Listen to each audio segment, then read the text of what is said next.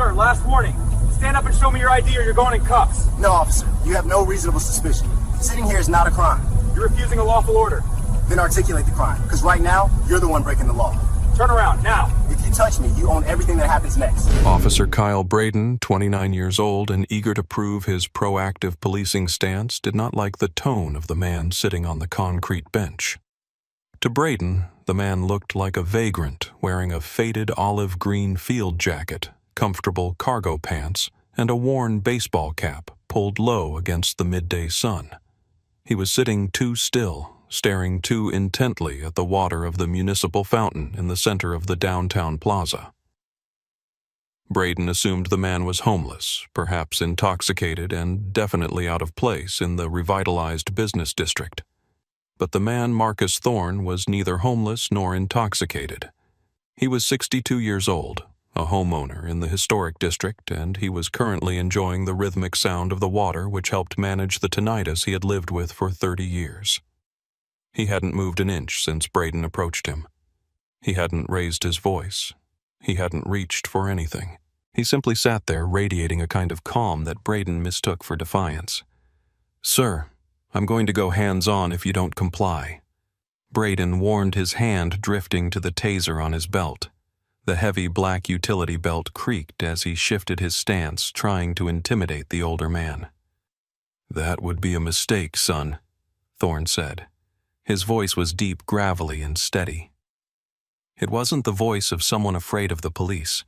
It was the voice of someone who had given orders to men much tougher than Kyle Braden. "I haven't committed a crime. I haven't broken any municipal code. I am enjoying the sunshine." "We had a call," Braden lied. There was no call.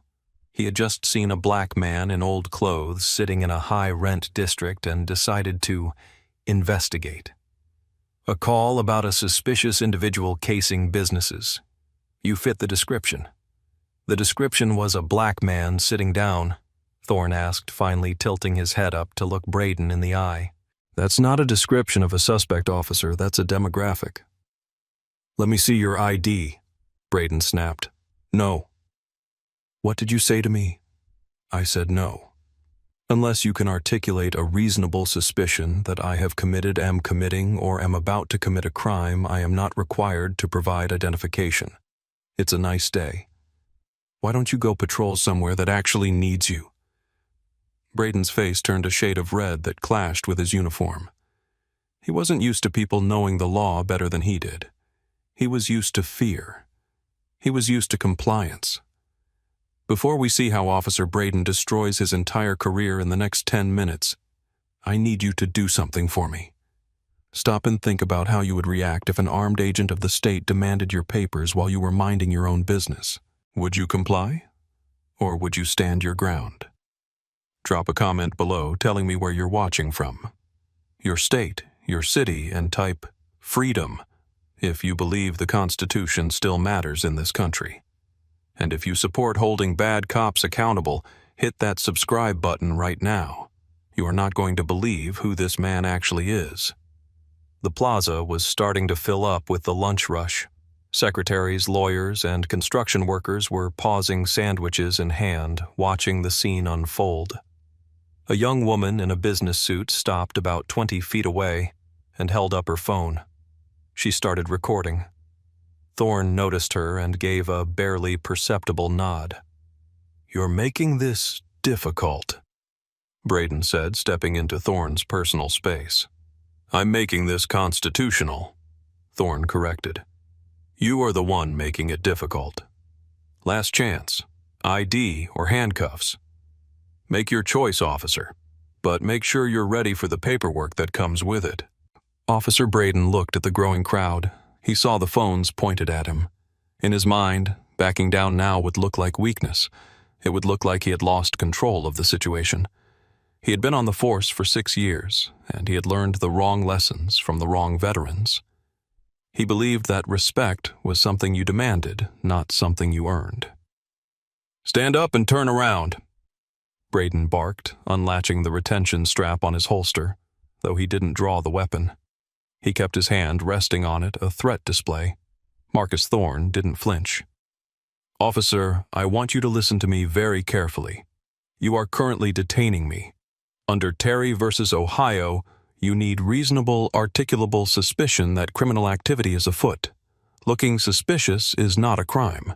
Sitting on a bench is not a crime. If you put your hands on me, you are violating my Fourth Amendment rights against unreasonable seizure. Do you understand that? I don't need a law lecture from a vagrant, Braden sneered. I'm detaining you for loitering and disorderly conduct. Disorderly. Thorne chuckled, a dry, humorless sound. I haven't raised my voice. I haven't used profanity. I haven't blocked pedestrian traffic. The only person creating disorder here is you. You are escalating a non-event into a civil rights violation. You're refusing to identify during an investigation. Braden countered, reciting a line he had used 100 times to bully compliance out of teenagers. Hybel versus 6th Judicial District Court. Thorne cited the case law as effortlessly as if he were ordering coffee. State statutes requiring identification only apply if the stop itself is lawful.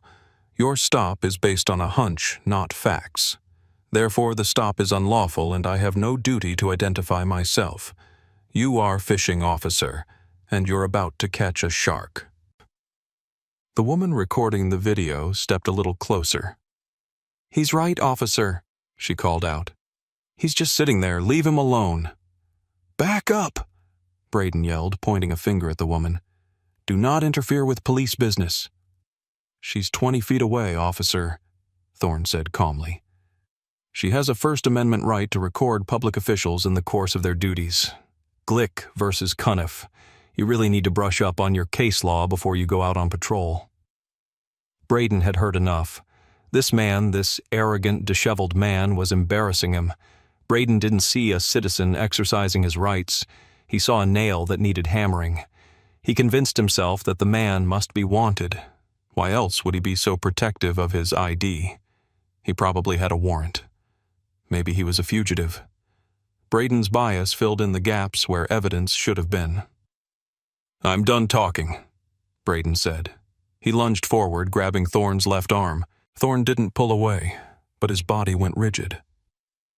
I do not consent to this search or seizure, he stated loudly, ensuring the phone microphones picked it up. I am not resisting, but I am not consenting. Stop tensing up, Braden shouted, twisting Thorne's arm behind his back with unnecessary force. I have a rotator cuff injury from service, Thorne said, through gritted teeth, the pain flaring up immediately. If you wrench that arm, you will cause permanent damage.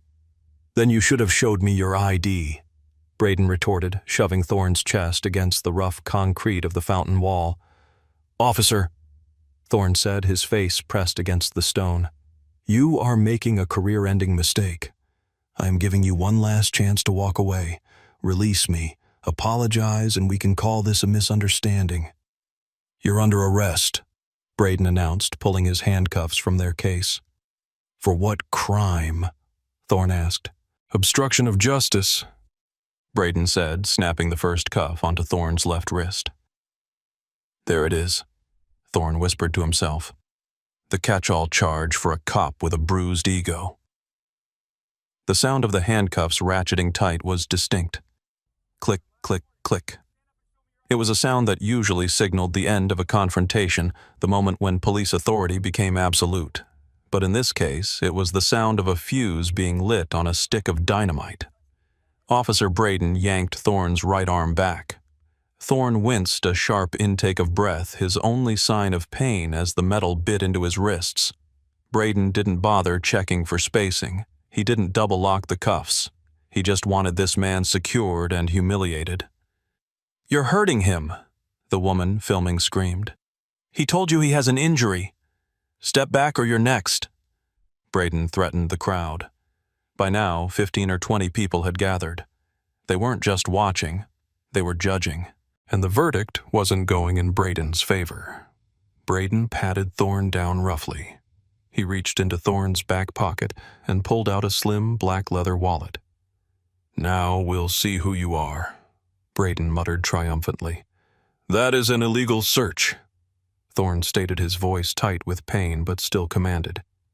"You have arrested me for obstruction, which is a secondary charge. You never established the primary crime. The search incident to arrest is fruit of the poisonous tree. Nothing you find in there is admissible, but everything you find is going to scare the hell out of you." Braden didn't open the wallet immediately. He shoved it into his own pocket, wanting to savor the reveal at the station. He wanted to process this guy, throw him in a holding cell, and let him think about respect for a few hours. "Let's go," Braden said, grabbing Thorne by the bicep and marching him toward the patrol car parked illegally on the curb. Thorne walked with dignity. He didn't shuffle. He didn't hang his head. He walked with the upright posture of a man who had marched in formation for 30 years. He looked at the camera as he passed the woman recording. "Thank you, ma'am," Thorne said to her. "Please don't stop recording until we leave." "I got you," she promised. "I'm posting this right now." Braden opened the back door of his cruiser and shoved Thorne inside. The back of a police interceptor is designed to be uncomfortable. The hard plastic seat forces the body into an unnatural position, especially with hands cuffed behind the back. Thorne had to twist his torso to fit his legs in.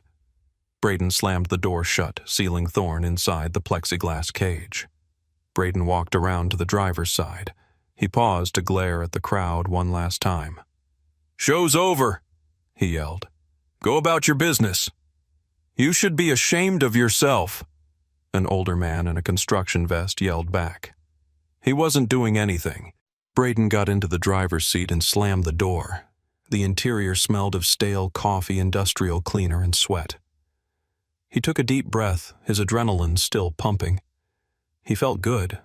He felt powerful. He had taken a problem off the street. He looked in the rearview mirror. Thorne was sitting perfectly still, staring right at the back of Braden's head. Thorne's eyes weren't angry. They were calculating. It was the look a predator gives prey before the strike. "Comfortable back there," Braden taunted. "Comfort is irrelevant, officer," Thorne replied. "What matters now is documentation. I hope your body camera is active. I hope your dash cam is rolling.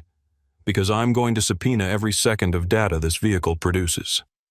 "You talk a lot for a guy in cuffs," Braden laughed, putting the car in gear. "And you think very little for a man with a badge," Thorne countered. Braden pulled away from the curb, hitting the lights, but not the siren. He wanted to get this guy to the precinct fast. He had a nagging feeling in the back of his mind, a tiny voice telling him that the man's confidence was too real.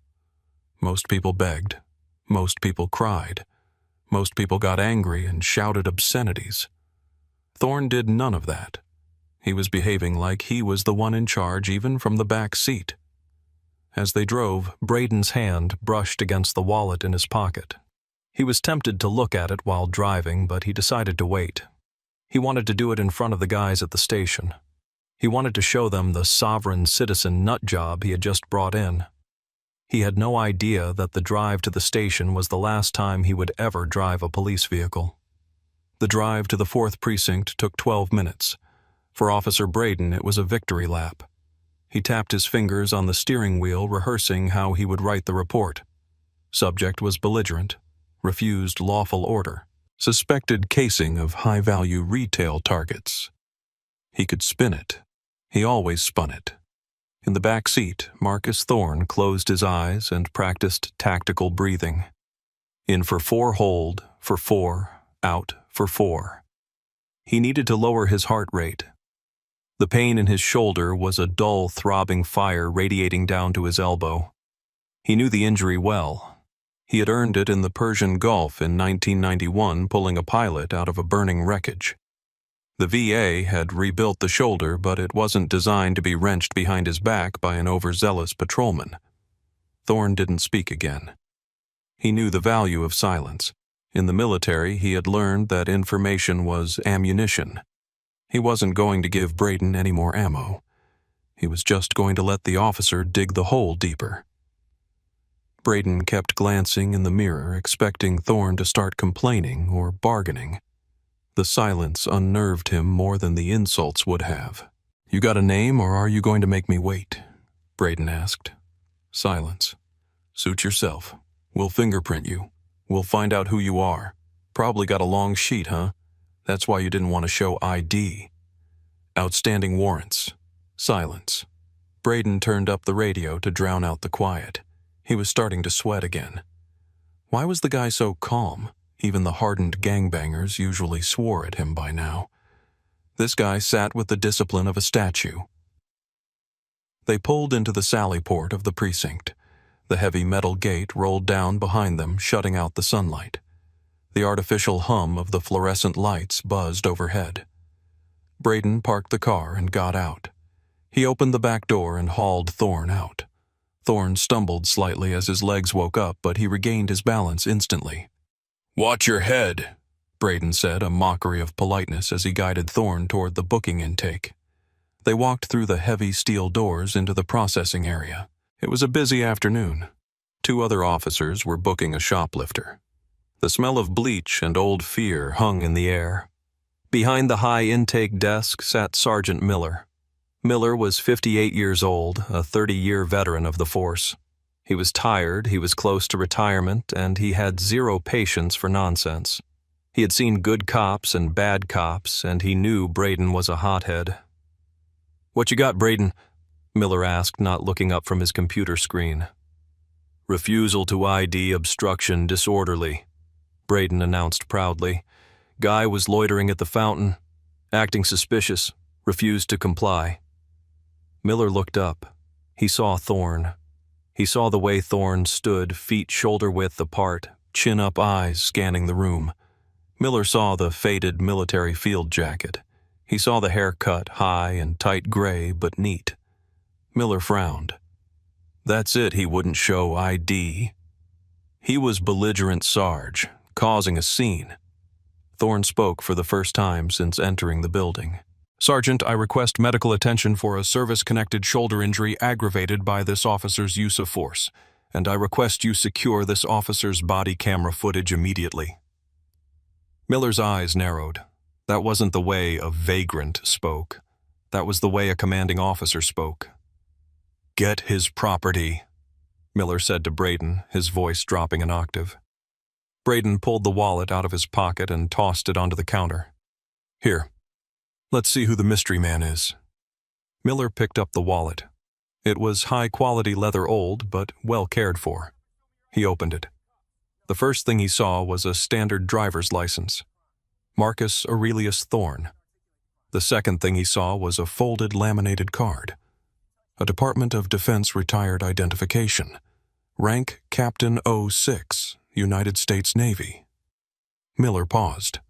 A Navy captain was a big deal. That was equivalent to a full-bird colonel in the Army. That was a serious rank. But then Miller flipped the flap of the wallet. Behind a clear plastic window was another card. It was white with a blue strip. It identified Marcus Thorne as a senior strategic consultant for the Pentagon, with a security clearance level that Miller had only seen in movies, and tucked behind that was a small metal card. It was a replica of a medal something veterans sometimes carried. A silver star. Miller felt the blood drain from his face. He looked at the cards. He looked at Thorne. He looked at Braden, who was leaning against the counter, smirking. "Braden," Miller whispered. "Yeah, Sarge. Who is he? Some sovereign citizen nut." "Braden, shut up." Miller said, his voice trembling with a mix of rage and fear. "Uncuff him." "What?" "I said uncuff him. Right now." Miller roared, standing up so fast his chair rolled back and hit the wall. The booking room went silent. The other officers stopped what they were doing. Everyone looked at Sergeant Miller, whose face had gone from pale to a dangerous shade of purple. "Sarge, he's under arrest," Braden protested, confused. "He obstructed—" "You enter these codes into the system, Braden, and you'll be lucky if you're working security at a mall by next week." Miller snapped. He walked around the desk, key ring in hand, and approached Thorne himself. "Captain Thorne," Miller said, his voice respectful, almost apologetic. I am Sergeant Miller.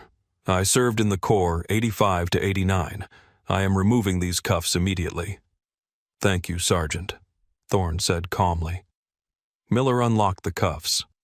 Thorne brought his hands forward slowly, wincing as he rotated his shoulders.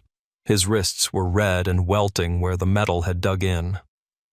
Braden, Miller barked, not taking his eyes off Thorne. Give me your body cam, now. Sarge, I don't understand. Read the damn ID, you moron. Miller shoved the wallet toward Braden. Braden picked up the wallet. He looked at the driver's license. Okay, so he had a house. Big deal. He looked at the military ID. Captain U.S. Navy, retired. He frowned. He didn't know military ranks well. He's a captain, Braden shrugged. So what, he still has to follow the law? 06, Thorne said softly. That means I commanded ships, Officer Braden. I commanded thousands of sailors. I managed budgets larger than this entire city's GDP. And I know the Uniform Code of Military Justice and the U.S. Constitution better than you know the back of your hand. Braden flipped to the next card. Department of Defense, Pentagon Liaison. Braden's throat went dry. And the Silver Star, Miller added, pointing to the metal card. Do you know what that is, Braden? That's for gallantry in action. This man is a war hero. He looked homeless. Braden stammered, his defense crumbling. He was wearing that old jacket. It's a field jacket, Miller spat. It's issued gear.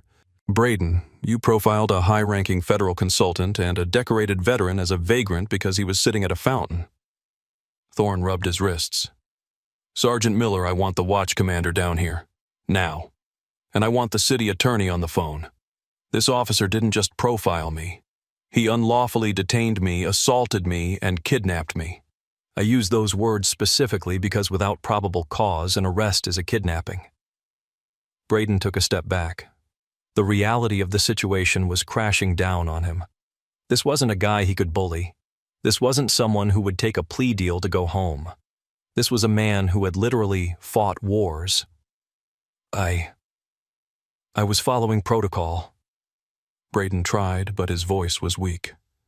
No, Thorne said, turning his gaze on Braden.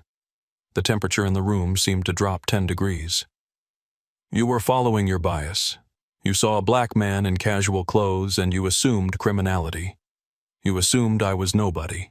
You assumed I couldn't fight back. Thorne stepped closer to Braden.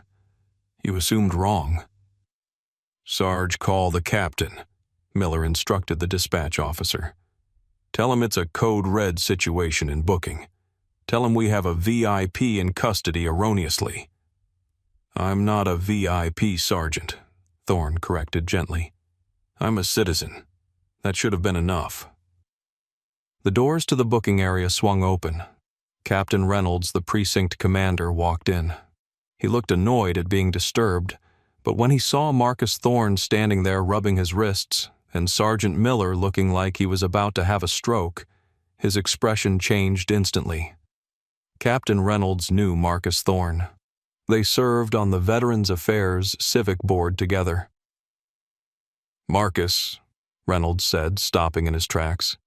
What the hell is going on? Hello, David, Thorne said. Your officer here decided that sitting at a fountain while black is a crime in this city. Reynolds looked at Braden. The look was not one of anger. It was one of absolute devastation. It was the look a father gives a child who has just burned down the house. Braden, Reynolds said quietly. In my office. Now. Give your badge and gun to Sergeant Miller. The sound of Officer Braden placing his gun and badge on the counter was the loudest sound in the room. Clack, clack. He looked stripped naked without the symbols of his authority. He walked past Thorne Eyes on the floor and disappeared into the captain's office. Captain Reynolds turned to Thorne. Marcus, I can't even find the words. I'm so sorry. Are you okay? Do you need a medic? I'll see my own doctor, David, Thorne said. But we need to handle the procedural matters right now. Of course. We'll drop all charges, obviously. It's a misunderstanding. I'll drive you home myself. No. Thorne raised a hand. You're not dropping the charges because of a misunderstanding. You're dropping them because they were fabricated. And I'm not going home yet. I want a copy of the booking log before it's deleted. I want the intake form. I want a preservation letter signed by you guaranteeing that Braden's body cam, dash cam, and the precinct security footage are locked down. Reynolds sighed. He knew what this was. This was the prelude to a lawsuit. Marcus, come on. We can handle this internally. Braden is done. I promise you that. We don't need to make this a federal case. It already is a federal case, Thorne said. Violation of civil rights under color of law. Title 42, Section 1983. You know the code, David. Think about the department, Reynolds pleaded softly. We're trying to rebuild trust. That is exactly why I'm doing this, Thorne replied. You don't build trust by sweeping this under the rug.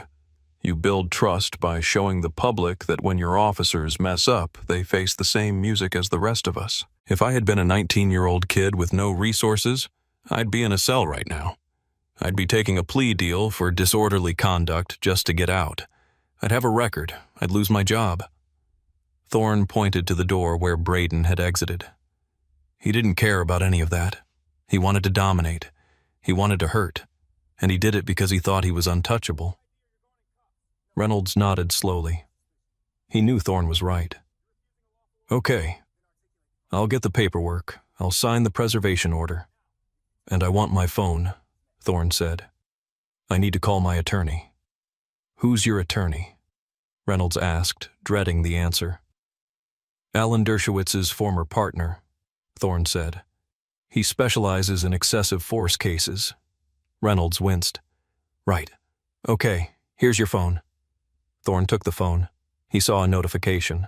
The video from the woman in the park had been posted on Twitter/X. It had been up for 45 minutes. David, Thorne said, holding up the screen, you might want to call the mayor. This video already has 50,000 views. Reynolds looked at the screen. The caption read, San Diego police assault and arrest elderly black veteran for sitting on a bench. Hashtag police brutality. Hashtag veterans. Oh no, Reynolds whispered. The train has left the station, Thorne said. Now we see where it crashes. Reynolds went into his office to deal with Braden. Thorne stood in the booking room surrounded by officers who wouldn't meet his eyes. He wasn't angry anymore. He was on a mission. He had served his country overseas defending freedom. Now he was serving his community right here defending the same thing. By the time Marcus Thorne got home that evening, the video had 2 million views. By the next morning, it was on Good Morning America. The visual was undeniable. A calm, older black man sitting peacefully contrasted with a young, aggressive white officer escalating the situation for absolutely no reason. The internet detectives went to work. They identified Braden within hours. They found his old social media posts, which were filled with aggressive sheepdog rhetoric and complaints about soft-on-crime policies. But the real damage came from the lawsuit filed 3 days later. Thorne's lawyer didn't hold back. The complaint was 40 pages long. It detailed every constitutional violation, the unlawful stop, the refusal to accept the lack of reasonable suspicion, the excessive force used on a disabled veteran, the false arrest. But the lawsuit also dug into Braden's history. It turned out this wasn't an isolated incident. Braden had 5 previous complaints for aggressive conduct. 4 of them were against minority men. 1 was against a Hispanic Gulf War veteran. All of them had been dismissed by Internal Affairs as unfounded or within policy. The city attorney, a woman named Sarah Jenkins, sat in a conference room with the police chief and watched the body cam footage. She watched Braden taunt Thorne in the car. She watched the arrest. "We can't defend this," Jenkins said, tossing the file onto the table. "He detained a man for sitting. The man cited the correct case law and the officer arrested him out of spite. And the victim is a Navy captain with a Silver Star. Jurors will hate us. They will give him whatever number he asks for. We have to support our officers, the union rep tried to argue. We support officers who follow the law, Jenkins shot back. Braden went rogue. He didn't have reasonable suspicion. He admitted it on camera. He said, "We had a call, but dispatch logs show no call." He lied. That's Brady material. He's finished as a witness in any court. We have to settle. The media pressure was suffocating. Veterans groups were protesting outside the precinct. The NAACP issued a blistering statement. The Pentagon even released a generic statement about expecting our service members and veterans to be treated with dignity. The headline on the local paper read, "Hero in Handcuffs, How SDPD Profiled a Captain." The city of San Diego couldn't make it go away. They offered $500,000. Thorne rejected it. They offered $750,000. Thorne rejected it. "It's not about the money," Thorne told the press on the courthouse steps. "It's about the cost. If it's cheap to violate rights, they'll keep doing it. It has to be expensive. It has to hurt the city budget so much that they are forced to train their officers better." The discovery phase of the trial revealed that Braden's supervisor had actually warned him about his aggression months prior, but hadn't formally reprimanded him. That opened the door for Monell liability failure to train and supervise. The city realized that if this went to a jury with a Silver Star recipient on the stand, the verdict could be $5 or $10 million. They folded. 6 months after the incident, the settlement was finalized. The city agreed to pay Marcus Thorne $1.3 million. But the money was just part of the deal. The consent decree required the department to overhaul its stop and ID training. Every officer had to watch the video of Thorne's arrest as an example of what not to do. Officer Kyle Braden was terminated for cause. He lost his pension. He lost his certification. He would never be a police officer again. On a crisp autumn Tuesday, Marcus Thorne returned to the plaza. He walked to the same concrete bench near the fountain. He was wearing the same green field jacket. He sat down. He placed his hands on his knees. He listened to the water. A young rookie officer walked by on foot patrol. He saw Thorne sitting there. The officer paused, looked at Thorne, and nodded respectfully. "Morning, sir," the officer said. "Good morning, officer," Thorne replied. The officer kept walking. That was the victory, not the money. The money, all $1.3 million of it, Thorne had already signed over to the Veterans Legal Defense Fund and the local Innocence Project. He didn't keep a dime. He didn't need it. He had his pension, he had his consultancy work, and he had his dignity. Thorne watched the water dance in the sunlight. He thought about Braden. He didn't hate the young man. He pitied him. Braden had traded his honor for a moment of power, and he had lost everything. Thorne looked directly at you, the viewer. His eyes were kind but intense, filled with the wisdom of a man who has seen the best and worst of humanity. "Rights are like muscles," Thorne said softly. "If you don't exercise them, they atrophy. If you don't defend them, you lose them. I fought for this country's constitution overseas. I wasn't about to let it be trampled on in a parking lot at home. Freedom isn't free, but it also isn't a gift from the government. It's yours. You just have to be willing to stand up for it." He stood up, adjusting his cap. "So I have to ask you," Thorne continued, "what is your freedom worth? Is it worth an awkward conversation? Is it worth a pair of handcuffs? Because if you aren't willing to say no when they cross the line, then you've already surrendered." That is the story of how a patrolman tried to bully a vagrant and ended up battling a captain.